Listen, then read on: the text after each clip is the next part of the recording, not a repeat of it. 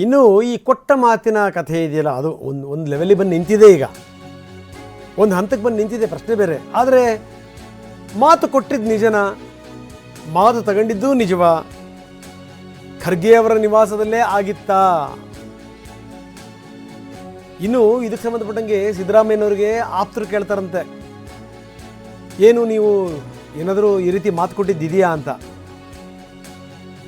ಆವಾಗ ಖರ್ಗೆ ಇದ್ರಂತೆ, ವೇಣುಗೋಪಾಲ್ ಇದ್ರಂತೆ, ಈ ರೀತಿ ಒಂದು 4-5 ಜನರ ಎದುರುಗಡೆಗೆ ಹೌದು ಮಾತು ಕೊಟ್ಟಿರೋ ನಿಜ ಅಂತ ಡಿ ಕೆ ಶಿವಕುಮಾರ್ ಪದೇ ಪದೇ ಹೇಳಿದ್ದಾರೆ, ಡಿ ಕೆ ಮತ್ತು ಡಿ ಕೆ ಸಹೋದರ. ಇನ್ನು ಸಿದ್ದರಾಮಯ್ಯ ಮಾತ್ರ ಇದನ್ನು ಒಪ್ಕೊಳ್ತಾ ಇಲ್ಲ. ಸಂಬಂಧಪಟ್ಟಂಥ ಸಚಿವರುಗಳು ಅವ್ರು ಕೇಳಿದಂಥ ಸಂದರ್ಭದಲ್ಲೂ ಕೂಡ ಅವರು ಅದನ್ನು ಒಪ್ಕೊಂಡಿಲ್ಲ. ಮೊದಲಿಗೆ ಕೆ ಸಿ ವೇಣುಗೋಪಾಲ್ ನಿವಾಸದಲ್ಲಿ ಚರ್ಚೆ ಆಯಿತು ಅನ್ನುವಂಥ ಮಾತು. ಅದಾದಮೇಲೆ ಏನು ಅಂತಂತಂದರೆ, ಈ ಕೊಟ್ಟ ಮಾತಿನ ಬಗ್ಗೆಯೂ ಕೂಡ ಡಿ ಕೆ ಪ್ರಸ್ತಾಪ ಮಾಡಿದ್ದಾರೆ ಆತ್ಮೀಯರ ಹತ್ರ. ಇಲ್ಲ, ಮಾತು ಕೊಟ್ಟಿದ್ದು ನಿಜ ಅಂತ.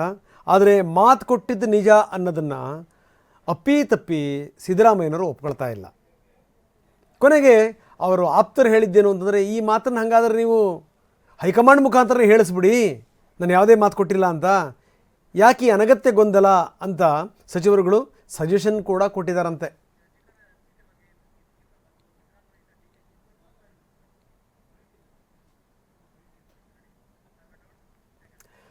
ನೋಡಿ, ಕೊಟ್ಟ ಮಾತಿನ ಬಗ್ಗೆ ಒಬ್ಬರು ಕೊಟ್ಟರು ಅಂತ, ಇನ್ನೊಬ್ರು ಕೊಟ್ಟಿಲ್ಲ ಅಂತ ಈ ರೀತಿ ಚರ್ಚೆ ಆಗ್ತಾ ಇದೆಯಲ್ಲ, ಇಬ್ಬರು ನಾಯಕರು ಏನು ಮಾತಾಡಿದ್ರು ಇದ್ರ ಬಗ್ಗೆ ಹಿಂದೆ, ಬನ್ನಿ ನೋಡೋಣ.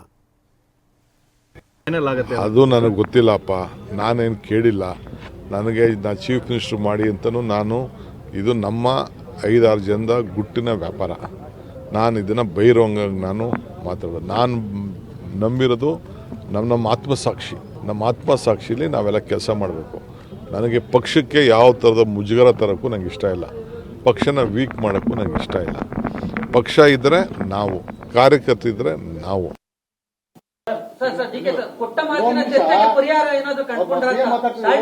ಏನು ಕೊಟ್ಟ ಮಾತು? ಹೈಕಮಾಂಡ್ ಹೇಳಿದ್ರೆ ಮಾಡ್ತೀವಿ ಅಂತ ಹೇಳಿದ್ಮೇಲೆ ಕೊಟ್ಟ ಮಾತಿನಂತೆ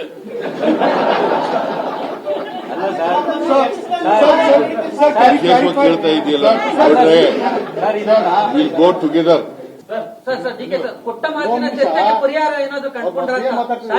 ಏನ್ ಕೊಟ್ಟ ಮಾತು? ಹೈಕಮಾಂಡ್ ಹೇಳಿದ್ರೆ ಮಾಡ್ತೀವಿ ಅಂತ ಹೇಳಿದ್ಮೇಲೆ ಕೊಟ್ಟ ಮಾತಿನಂತೆ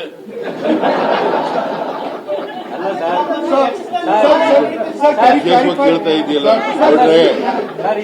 ವಿಲ್ ಗೋ ಟುಗೆದರ್.